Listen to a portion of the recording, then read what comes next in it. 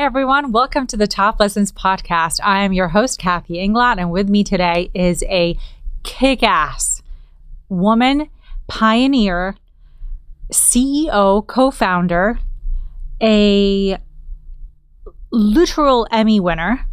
So I can name her titles for the next hour, but we have a specific time, so we're going to get there quicker. But with me today, I have Teri Schindler, the CEO and co-founder of Herzog Schindler, a brand innovation and digital communication consultancy, advising partners globally in industries such as sports, health, and consumer products. Welcome to the podcast, Teri. Thanks, Kathy. You're too kind. I am so happy that I'm able to find you and do this podcast with you, because I think so many people see your product and don't know the woman that actually did this.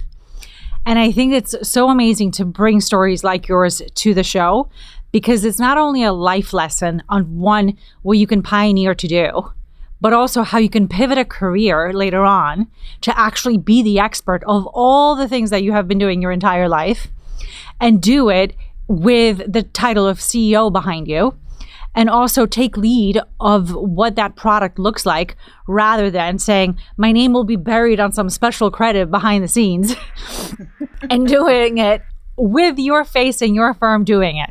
So Teri, I know everyone's like, what has she pioneered? What has she been, so infamous for? And I want to give you the kind of respect that you deserve to kind of give a little bit of your summary, how you came to be the CEO of your own firm, but also how it started. Now, I know with the quick intro that I did, if you can go back to, your career footprint and where that started, so that everyone can understand the then and the now. Sure. I think that where it started was I really wanted to be in live television. So I really wanted to work on live television. And at the time, if you wanted to work in live television, you were going to do sports. Now, I was an athlete, so that wasn't a deterrent. I was happy to do sports. But the idea of producing live games on television, at the time when I was starting to do it, there were not a lot of women doing that at all. And so I started at the Big East Conference, and, I worked for half of what everybody else worked for, just to try to get in the door. There's some funny stories about this. So I was just out of school, and I was running their television network. And what that meant was basically working with network partners to put their product on the air, the Big East product on the air. But as a consequence, because it was a small group of people, it was the best training ever, because you ended up having to do everything. So I have a funny story about the Olympics were going on. I think it was like in Lillehammer. And there would be like a call every week with all the people at the time from CBS on this call. And they would go through every single thing that was going on the air. And then there would be a little bit of time at the end of it to talk about the basketball games that were also on from the States. And so there was a threat of a snowstorm. One of our coaches, he will remain unnamed, called us up and said, I'm not going to make it to the location of the game. And now, we're looking outside and it's not snowing and there's nothing, but he had just sort of made the decision they weren't going to be doing that game. So of course it fell to the youngest person in the organization to have to sit on the call. So like, oh, Teri, you go on the CBS call and you tell them that we're not going to have that game on for them and we're going to replace it with this game. So I sit on this call for, 50 minutes. They go through each thing. Here's what's happening at ski jumping. Here's what's happening with the luge. Here's what's happening with ice skating. And then at the end, they say, does anybody else have anything? And I kind of squeak, say, hi, this is Teri Schindler. I'm in Providence, Rhode Island. And they kind of mocked me and they said, okay, Teri Schindler in Providence, Rhode Island, first time caller. Why are you on? I said, well, I'm here at the Big East and I'm here to tell you that we're not going to have the matchup that you thought we were going to have on Saturday. And, would like to replace it with a different matchup. And there's just dead silence. So there must be 50 people on this call. There's dead silence. And the guy says, Teri, it snows 3 feet every night here in Lillehammer, and we're having the Olympics. how much could it possibly be snowing in Providence, Rhode Island, that you can't have this game?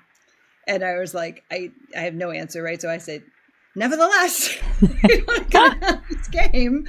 And so anyways, we got another game on, but while this was happening, they all started calling me and they're like, well, who deals with satellite transmission? And I said, well, I do. Well, who deals with the team, calling the teams and letting them know what's happening? I do. Well, who deals with the production? I do. And one guy just finally stopped and he said, who are you? But it really gets to the point of when you work with a small team, and this is really relevant right now, I think, for people, because with AI, this is going to be more and more common. It was a small team. We were using, at the time, state-of-the-art technologies to put games on the air. And so it didn't take that many people. I was in charge of every single step of that voyage, including producing the game. And so it was the kind of experience that you can't buy. Yeah. You were thrown in, you had to get it done. You had to get it done by 8:00 on Saturday night, because that's when the game, was going to air. And there really sort of are no excuses. You just have to do it. So that's where I started. And so you become very transactionally oriented. You understand how to get through barriers to get on the air and to make sure that things get off and are covered, and you're continuing the programming, right? The content continues. Yeah, the TV is always on, right? So something has to show up on that screen. It doesn't matter if your truck only has one camera and you only have one microphone working, then you're going on with one camera and one mic, because at 8:00 you're going on. Yeah. So anyways, that was just an incredible opportunity to be able to do that. I think what happened then afterwards is really why I'm here right now, because in addition to that experience, in addition to being able to be at the front line of something like that, what happened was you start to see patterns and you start to see opportunities. And I think that that's also really important right now. So, for example, at some point during my journey with the Big East, it became apparent that women's basketball was starting to emerge as a sport that people cared about. Yeah. Now it was still small, it was still nascent, but it was emerging. It was Title IX. There were programs like UConn were going undefeated, and they were playing against men, and there were, there's a lot of excitement around this.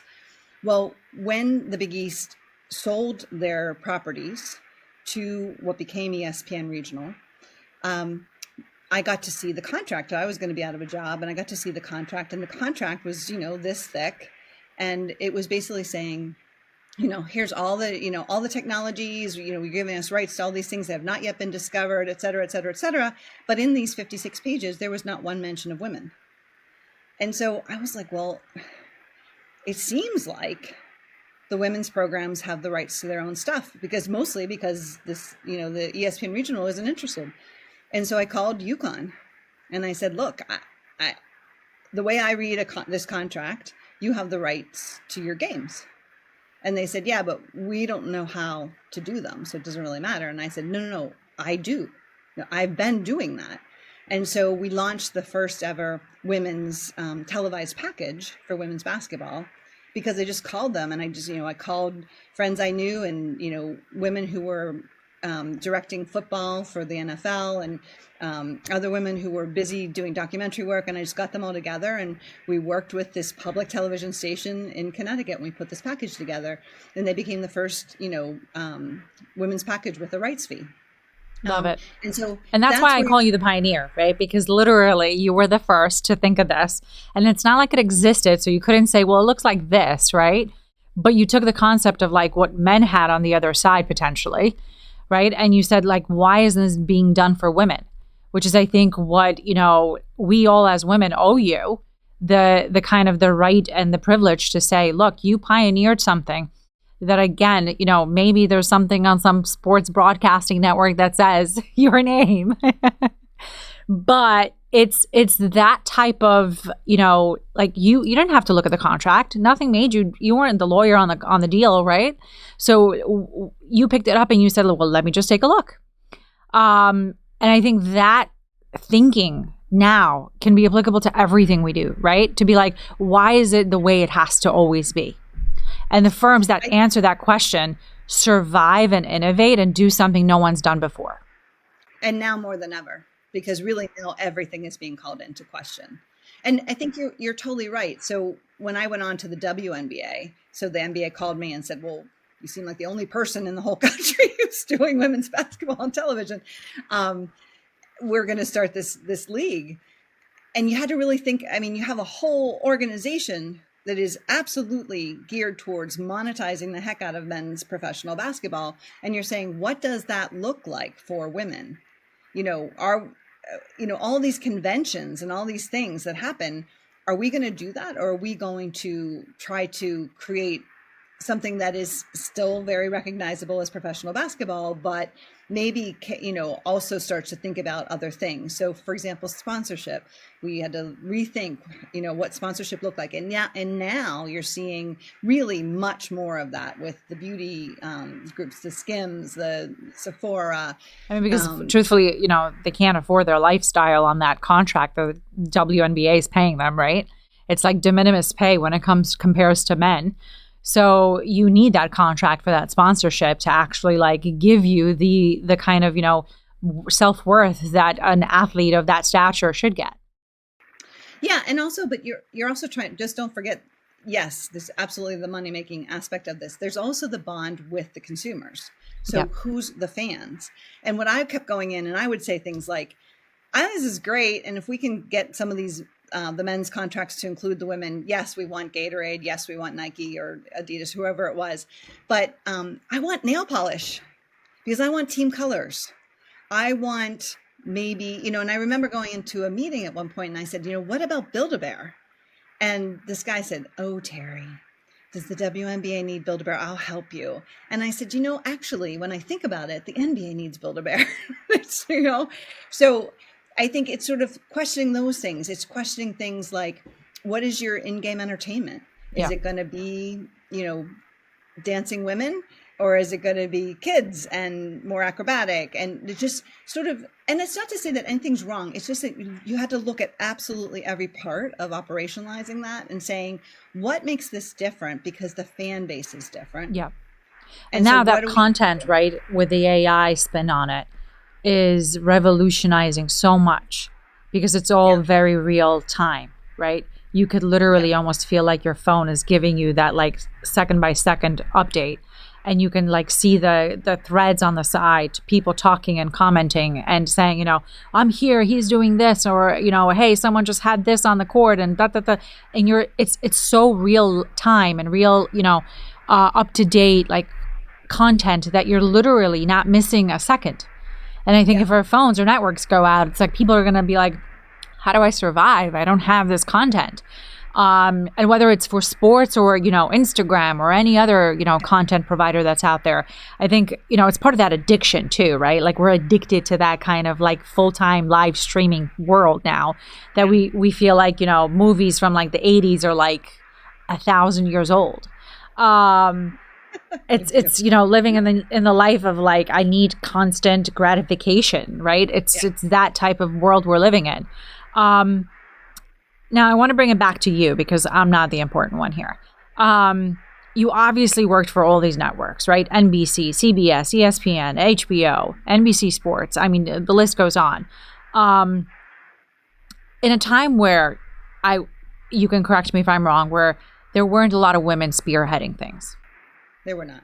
So with that experience, or that you gained, what did the networking world teach you that literally you wanted to say, I want to do this on my own terms now in my own company?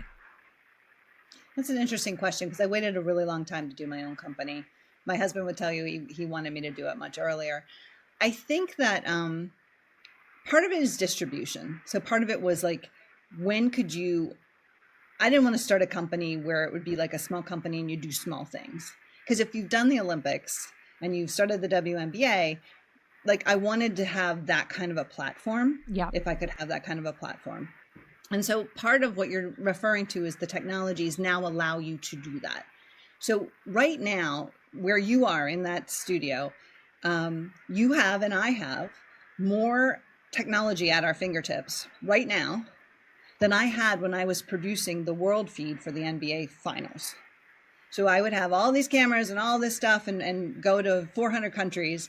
But right now, between social and the feeds and the live feeds and the content streams, et cetera, we have more. So that was part of it, was that scale. Like, could you actually work at scale, but be small? And that is one of the things that sort of all, like, I have some reservations about the way AI is developing and some other things, but there's no question that it will scale efforts and you can do things with it that you could not do before. So part of it's that is really, I think at the time,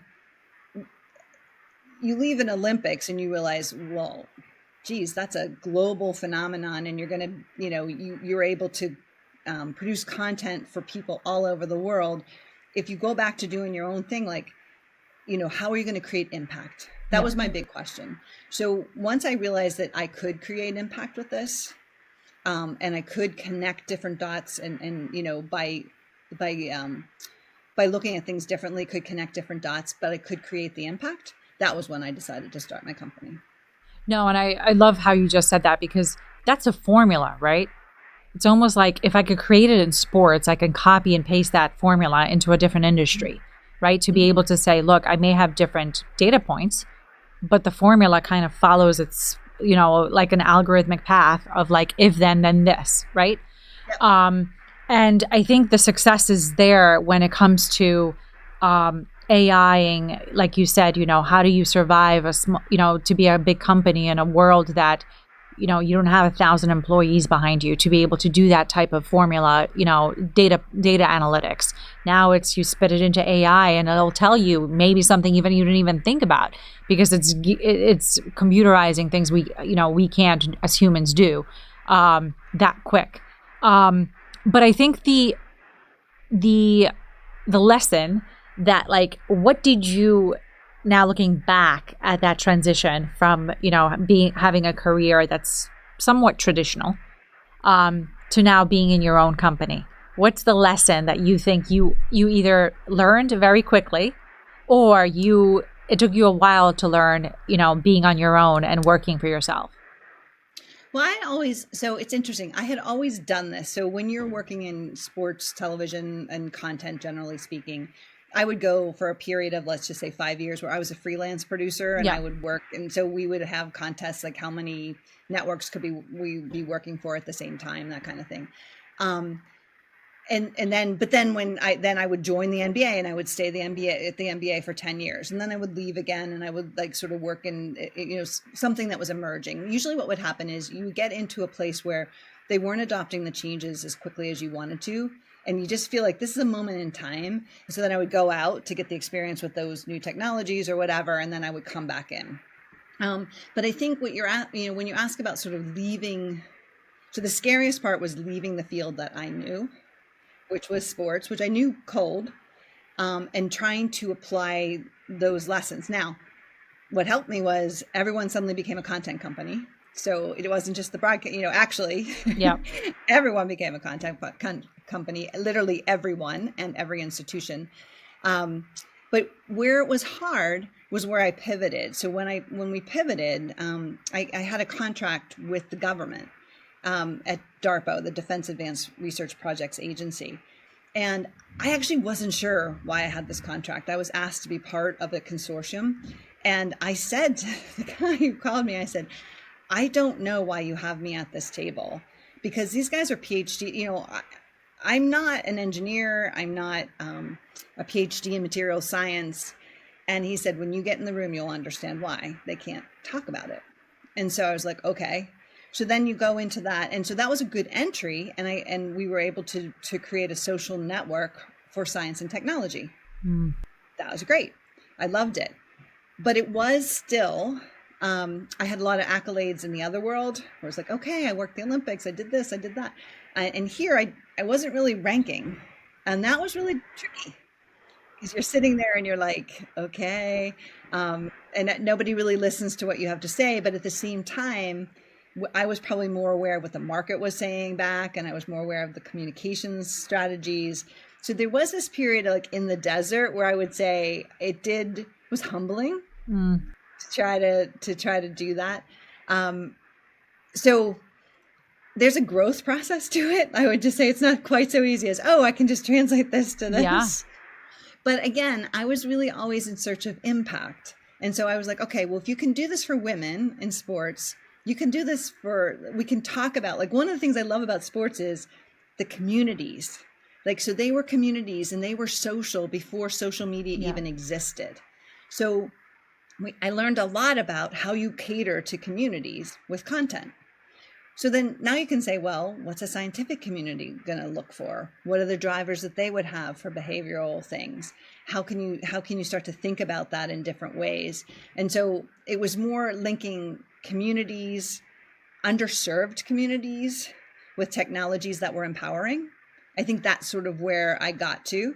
And then I could really talk to it. But it still continues to this day because I have an investment deck for this property.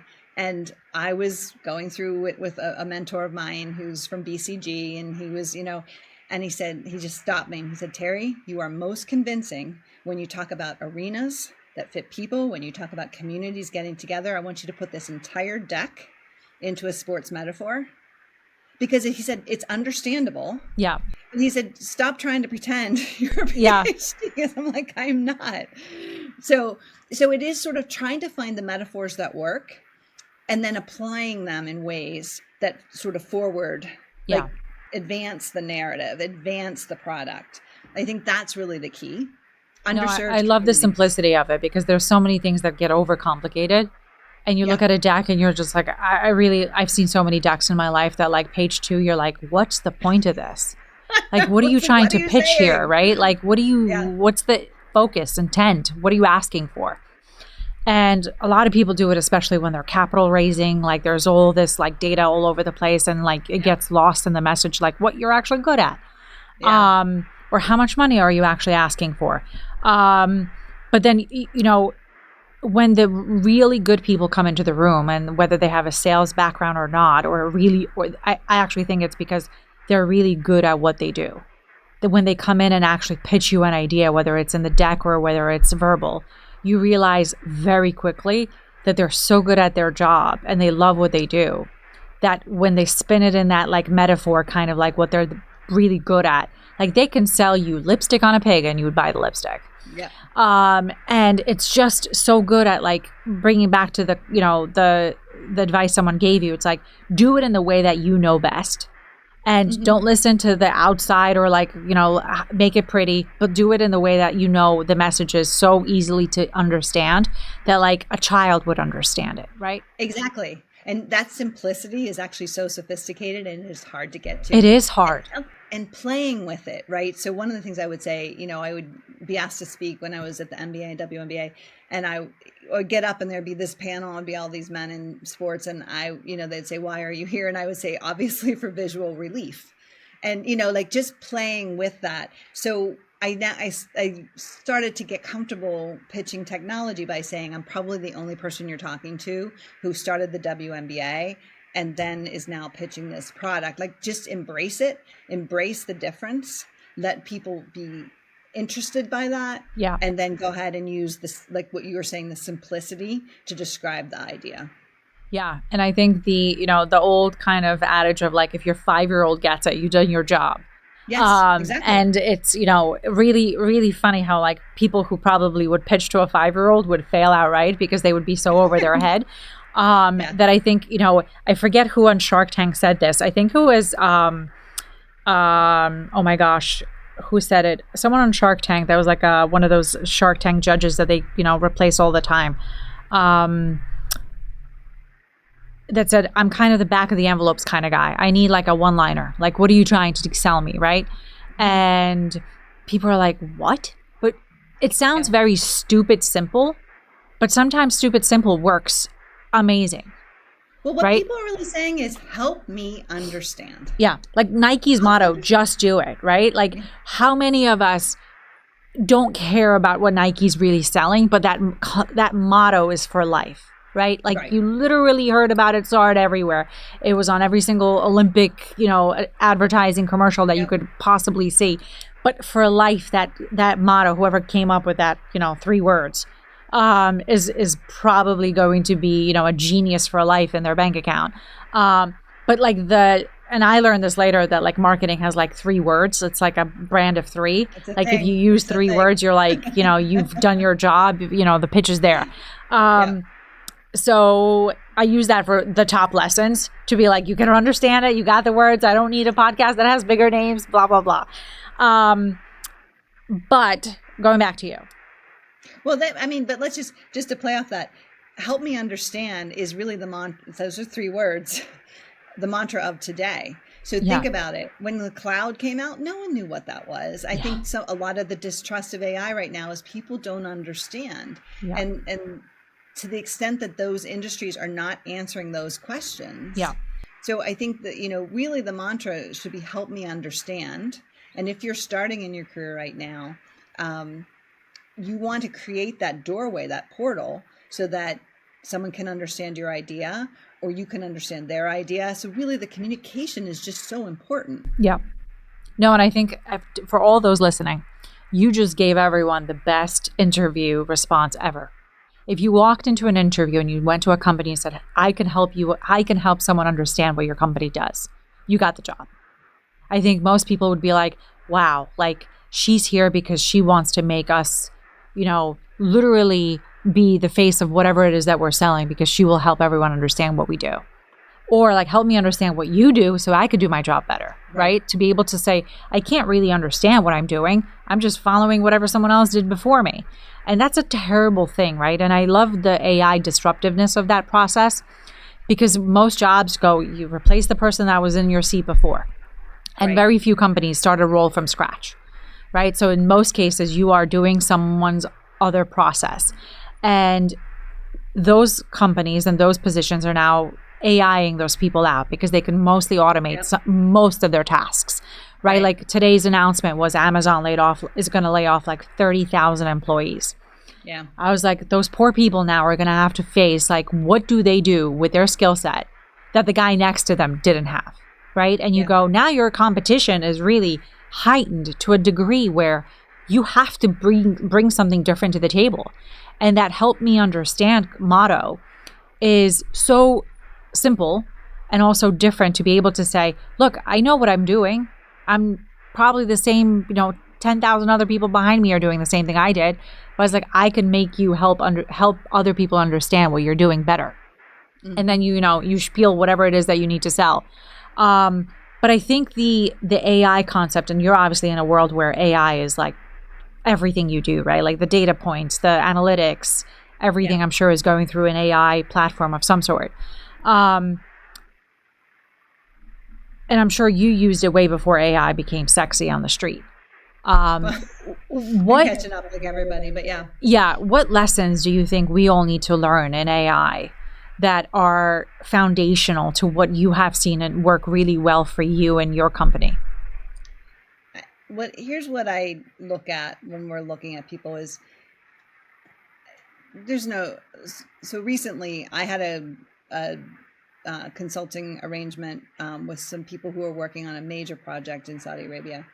And they said, can you help us come up with some ideas? And so they had a couple of questions. Well, 2 of the questions, I used AI to create some reports because it was easy. It was like, what makes, a landmark site memorable? There were just quick, really horizon scanning about what exists and what does that mean. But the ideas came from me. What the other questions, it was like, hey, look, here's where science is intersecting culture. Here's where, and here are the 5 themes that's where this is happening. So when I see people who come in and they kind of think, well, I'm going to be really quick and I'm basically going to be like I'm going to ride AI to get this. Yeah. I actually want ideas. I think people are curious. They're empathetic. I want the idea, and then I want the AI to help in the execution of the idea. Yeah. And there are certainly times with certain kinds of reports and things like that can totally be shopped out. But there are other times when you're saying strategically, what are we trying to do? What would be the best avenue? We like to say that there's usually 5 answers to every question. I used to work for some people who were like, there's 1 answer to this question. And I'm like, that's actually not true. There's probably 5 that will work equally well. They may have different levers. And so I think it's like not abdicating the curiosity and the ideation and the strategy when you're thinking about things, not abdicating your agency. Yeah. And I 100% agree with that, because I think the goal of everyone AIing everything is you're taking critical thinking out of it, right? Oh. It's like you forgot that you actually have a brain and you need to use it every now and then, especially for work, that you kind of are just like, well, the AI will tell me, right? And I think being in an industry myself and, legal and compliance, we have this kind of comment we say all the time. If you know the industry and you ask AI the question, it gives the answer that's almost not always 100%. Or like, maybe 50% not right. So you go, that's because I know the thing I'm asking it, right? But when you ask it a question about something you don't know, it sounds very smart. And you're like, oh, I didn't know this. That's because you're not the expert in it, right? So you're just asking it a question and you're like, wow, it told me everything I needed to know. And then really, if the expert looked at the answer, they'd be like, not really all there. And I think that's where the success of companies and people will differentiate. I think we're at that juxtaposition of like, people are going to go either one way. They're going to trust AI all way, 100% and not double check and not triple check their answers or use some faulty, basis, to the people that will use AI with critical thinking. And they're going to be experts in what the outputs are. And those companies will stay actually longer. I think that copy paste of that company, that like you can have the same two companies. One's actually going to be autonomous and everything is going to be the computer. The other one's going to be the person and the human in the middle. And they're going to be the ones, and I could bet on that person and that human to say, you're going to outlast. Yeah. And I think there's also some other, like being aware. So someone recently, I was just at an AI retreat that was done in conjunction with MIT, and they were saying, hey, this is the dial-up phase, and there's going to be these glitches, et cetera, et cetera. But I was talking to some guys who are coding some interesting things with NASA, and they said lately what they've been doing with their queries is, as opposed to, it's so conciliatory sometimes, the AI agent's going to tell you just how smart you are and how great this is and blah, blah, that they have taken to asking negative questions. What's wrong with this line of thinking? What's, where is there a better way to do this than what I've just suggested, so that they can get a little more friction into the process. So it's not just like, oh yeah, that's so, that's great. And did you know this? And so I think we're still trying to figure all of that out. Yeah. And I don't think, I just saw another thing come out today. There was a paper that was just released saying, hey, in terms of analyzing worlds and things like that, it's coming up very short on certain things. Do I believe it's going to change everything? Absolutely. Yeah. But right now we're in the messy middle, like maybe the messy beginning or the messy middle, but it's not there. And so trying to understand, like thinking critically and trying to understand how best to deploy, and what questions are better to ask, and like what's an offload versus what's an addition to what you're sort of doing. I think those are really key questions, and you need people who can think to do that. And I think one of the things that, like, I had a great example, and this was actually in the morning news, I think a week or two ago, where a woman, because it's Cancer Awareness Month in October, a woman was saying she went to get her mammo, and this is just an example, obviously, and a lot of the mammography now uses AI to kind of scan, the graphs and look for any abnormalities, and it found nothing. But for some reason, something in her said, like, go get another opinion, go get a second opinion, just go, because she had like a gut sense about something. And she went and did a second opinion like a month later. And another company with a different, branding ran and found something. And thank God it was the early stage. I think it was like stage between 1 and 2, something like that, where she was very quickly able to, get into treatment, do the right process and have it removed. And she was like, thank God I trusted my intuition. Mm. And I don't know the whole story of whether she had anything in her family history, but she said if she stopped at that first report and said AI, did the job and it didn't find anything, she would have been a year later, to a follow-up mammography, or a year later, right? And you go, this is where not just critical thinking, right? But like the intuition, the gut, the like, let me get a second opinion. And obviously medicine is like the worst example, right? Because that is really sometimes life and death. But in the workforce of like, let me run the question in another way, right? Let me ask the negative. Let me see what another AI agent may say, right? To be like, why is it all, let me outsource the thinking to something else. And the critical thinking, like we all, I live next to NYU, 30,000 a year, of kids go to NYU, right? And you go, well, why go to school if you're not going to think? Like literally the basis of education is thinking, and you're giving it a outsource in as many things as you could possibly think of. And then you go, well, hold on. And when the computer runs wild in like a year or two, or maybe 10 from now, all of us are going to be like, unplug that thing and let's start using our brains again. Well, it's so interesting you say that, because it's not just technology. So my very first job was at Procter & Gamble.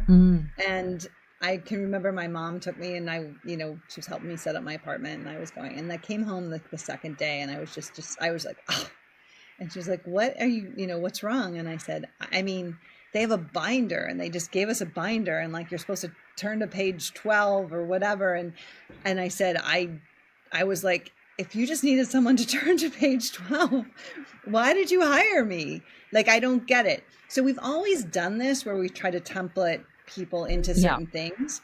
I think the big skills right now are really curiosity, continuing to keep pattern recognition. Yeah. So I can see the similarities to fighting for women's health research and fighting for the WNBA.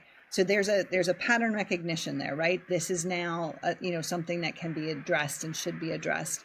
I think that if you can do that, you can make really crazy leaps, because it's really about the curiosity and the pattern recognition. And then the tools you use are fine. Yeah. But it's really understanding what's happening as opposed to let me slot into, because that binder was another way of sort of the dumbing you Industrial down, Revolution, right? Like sit at the line and do the same thing.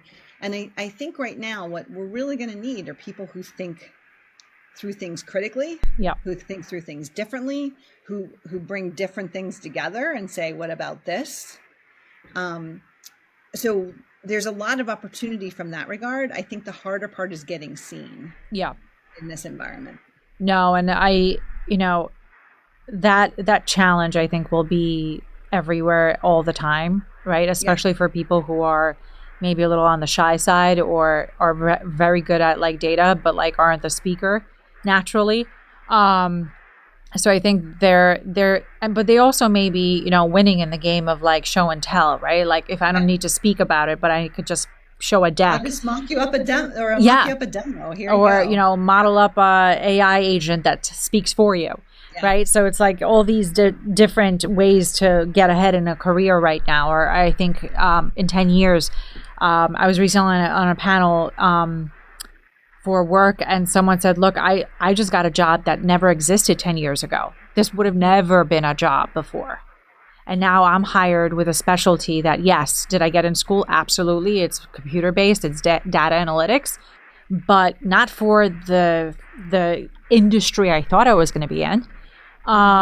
So I think people may have a roadmap to where their career may be, and then you literally take a tangent or, completely leap off the ground where you thought you were going to stay and go into an industry that like just became new. Right. So I think now. And being open to that. Yeah, yes. And being really open to that. I think people are like, well, what's going to happen in 10 years? I'm like, I have no clue. No one. And by the way, nobody does. Correct. No one will know where we are in 10 years, right? To be able to say, how fast do we leap over this AI component? And maybe the next thing is BI or whatever you want to call it, right? Where it's like everything is in beta all the time and it's, transitioning so fast that like the metamorphosis is just can't stop itself. But I think it's exciting times, right? Like for the people that are like, I can't accept change, I can't compute. Right. Like those are the people that are going to be so left out of like this world of innovation that, you know, they may, their careers or their jobs may be so much at stake that like they'll be replaced, right? Not just by a bot, but like their brain will slowly stop functioning as fast as it should be because they'll stop thinking, right? It's like the nuances of what you said. Turn to page 12, follow the script, get the telemarketing call that like someone in another part of the world will get for 5 cents an hour.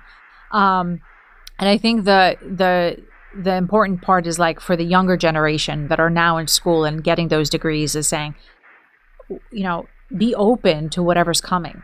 Like if someone knows the future, then, you know, obviously they're special. But for people who are now in school and getting an education, I think the more important part is like take classes that force you to that critical thinking phase.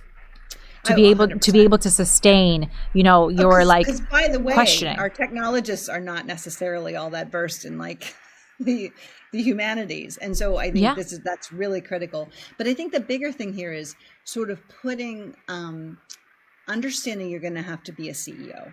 So I didn't really want to manage satellite time, but it was important to be able to do that to get the games on the air, right?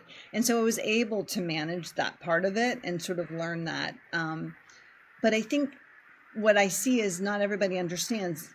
You're going to put together a lot of things in one basket, and you have to be really willing. You're not going to be able to just be a specialist. You're going to have to think of things, you know, from a couple different angles, and you're going to have to understand how they work, and you're going to have to put them together to create an effect that you want, whether that's impact or money or whatever that is.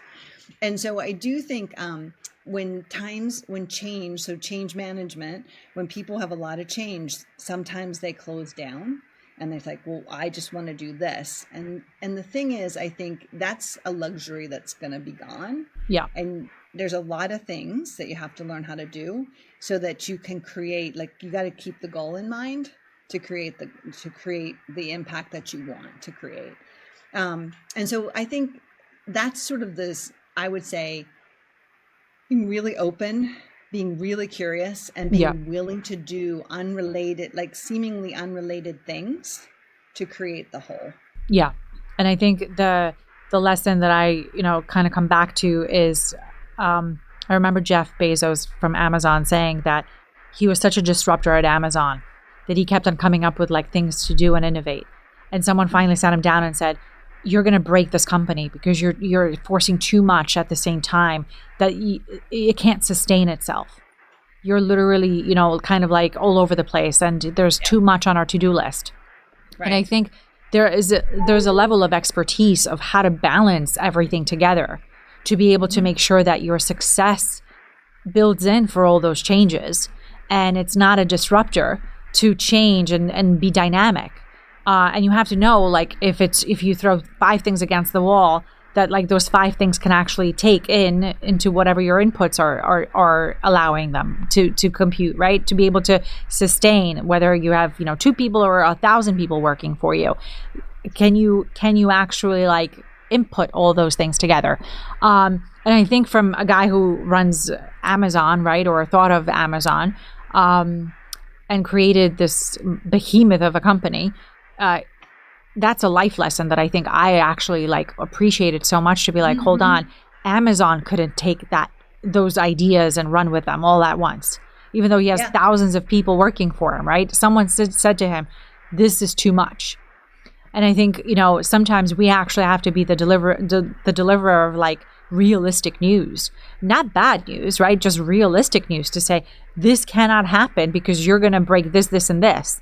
So like slow down, do the right things, or prioritize correctly so that you can actually continue being successful.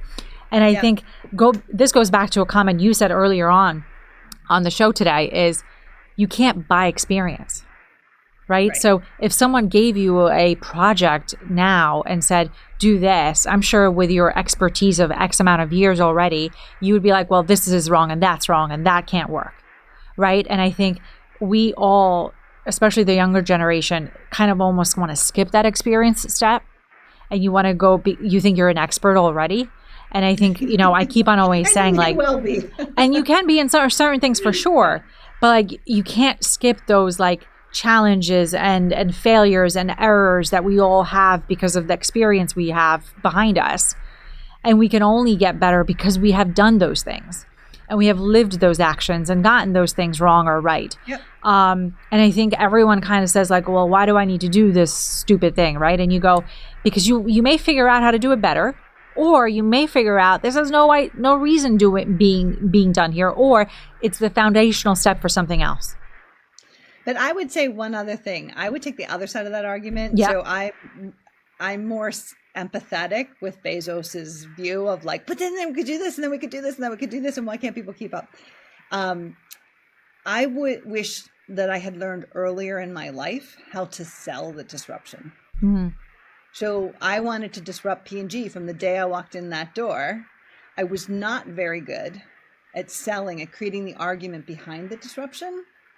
I was more like gut, and this is, we should be doing this, and this is how this should work.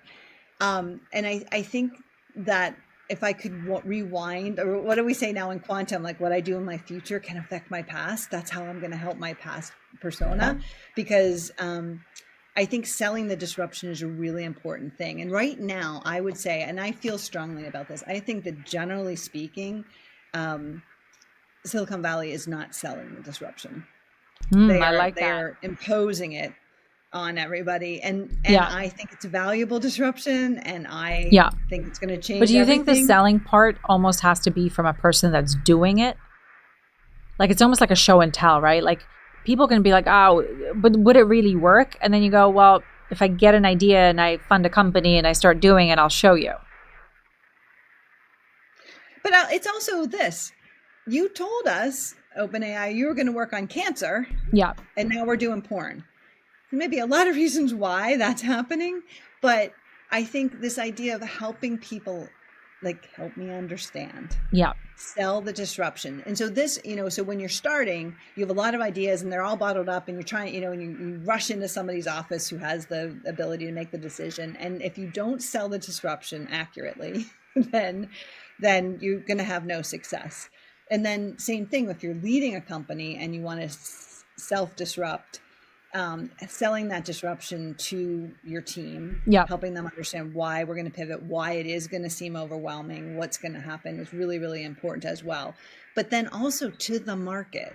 Yeah. So if you think there's a better way to do something, and there are a myriad better ways of doing a lot of things out there, how do you sell that in the most comprehensive, understandable way? That is the connection point. Yeah. So selling the disruption, I think, is related to help me understand. Well, I could tell you, time of a lot of change. I could tell you, whoever's listening to this podcast is going to either A, get a promotion, or two, start doing something innovative that they'll come back and thank you for doing this, because the lessons here are, selling the disruption and help me understand are like literally the foundational steps to success, I think, going forward. And I love how you disagreed with me, because I think the common goal of everyone is to understand why you think what you think, and then taking it to a level of explanation and saying, well, I think this could be done this way. And that knowledge sharing and saying, well, look, if we did it this way, maybe Amazon could have been Amazon 100x by now, right? If that disruption continued. We can't obviously go back and change things, but what we can do is understand that quantum, and understand like how do you continue that in your new world of whatever it is that you're the expert in, and push the envelope, continue pushing the envelope to that disruptor part. And I think the AI example that you said, from solving cancer to pornography, as like such a humorous comment, but so truthful, because we start at one goal, and because of whatever factor is completely tangent off to something else, and then you go, well, how do you, if you're that company that brings it back to the main goal, you literally could be revolutionizing the next humankind. and to the benefit of us all, right? Whether it's because you're doing it for money or whether it's because you're doing it because you're, a holier than thou person and you want to solve, disease. And I think that's just relating it to impact. What is the impact you want to have? So, it's clear these guys want to, they're laying railroad tracks and they want to own, the routes to the west, right? And there's a lot to be said for that. But if your impact is really to revolutionize health, you're gonna look at it slightly differently. And I think that one thing that's really a positive here is the time frame has been condensed so much. Yeah. When we were in those meetings in the WNBA 25 years ago, I mean, we would say it's going to take a generation because people aren't ready. We're ahead of this, and some, we're just not going to. There's certain fans that are never going to accept this, and we're just going to have to wait it out. You're not really going to have to wait it out anymore. Yeah, the change is coming so fast, and so that idea of if you can sell the disruption, you will probably see the results of that very, very quickly. Yep. It's very satisfying, right? If you can figure out the right model and the way to do it. But here's one of the things. I was at a meeting and I heard one of the researchers say, so people don't really trust these things, these AI things, but our research, we've discovered some ways we can trick them into trusting it. And I was like, I just want to stop there. Because that doesn't seem like a really good basis for trust. Like, we're going to trick you into trusting this.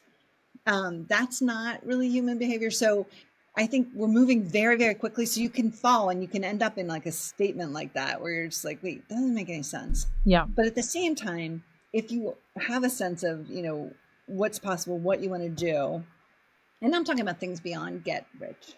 I'm talking about things like I want to change a structure. I want to change results. I want to change history. I want to change health. Then it's going to be extremely quick if you can figure out how to sell that disruption and get that into the mainstream. So, there's a lot of pluses to this. Yeah. But there's also traps along the way. Yeah. And I think the ultimate response belongs to you, right? So like, are you set up for success? Do you have the tools? Do you have the mentors or the mentees to lean on to be able to drive like what's next? And I think the people that like surround themselves with people who are constantly challenging the norm will really, really lead the way of like innovation and what's next. Because again, I'm looking forward to what's in 10 years and how we're going to chat. Mm-hmm. I'm looking for the beam me up Scotty from like Star Trek where, I get to be in a different country. I really want that to come fast to avoid airplane travel. So again, Teri, we could be here for hours talking to each other. And I think you are literally phenomenal. I think your pioneering career is one that everyone should know and remember and, give you the kudos every time you're in a room. But I also think you're probably going to break molds still yet to come in your company and what you're doing. So I can't wait for what's coming out of Herzog and Schindler going forward. But one more question for the audience, and I ask this of everyone that I have as a guest, is if you can go back to your 18-year-old self, what lesson or advice would you give yourself that you think would be an impact to you going forward? I think it's what I said is learn to sell the disruption. So I was bursting with ideas. I wanted to do it different ways. But I didn't have the backup. I didn't have and I was impatient. So it's that patience with impatience to try to actually craft the argument around what makes this a good idea right now. And helping them understand. Like, I honestly think all of that is what I would be taking backwards. Yeah. And say, hey,